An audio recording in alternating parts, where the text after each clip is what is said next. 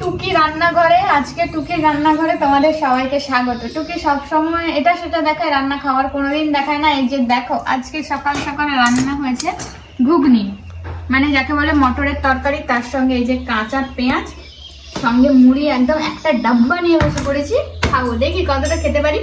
আর সব থেকে বড় ব্যাপার হলো এটা যে কেমন হয়েছে বলতে পারছি না, কারণ এটা রান্না কে করেছে জানো? তোমাদের দাদা ভাই। তো দেখি, আমি রোজ ওকে রান্না করে খাওয়াই, ও আজকে আমাকে রান্না করে খাওয়াচ্ছে। টেস্টটা কেমন হয় একটু টেস্ট করে দেখি। হ্যাঁ চলো।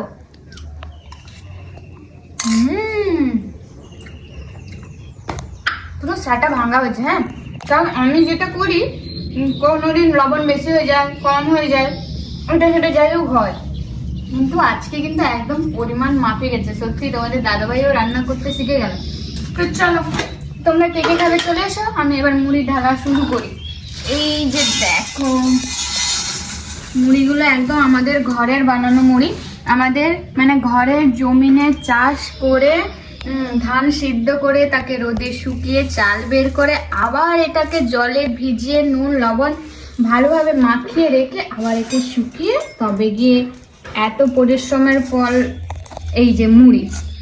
চলো, আর এটা আমাদের ঘোড়া মুড়ি খেতে এতটাই টেস্টি, কি আর বলবো, খুব অসাধারণ লাগে আমাদের। আর এই বাজারের কেনা মুড়ি একদম মুখে দেওয়া যায় না।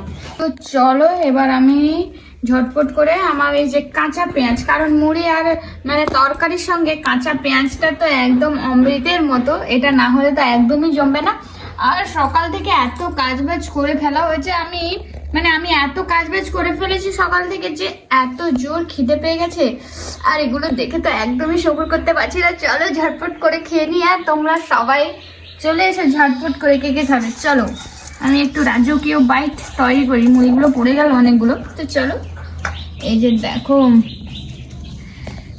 আলু আর তরকারি, একদম মটর তরকারি, আলু মটরের তরকারি একদম মুড়ির সঙ্গে মাখিয়ে ফেলেছি। চলো।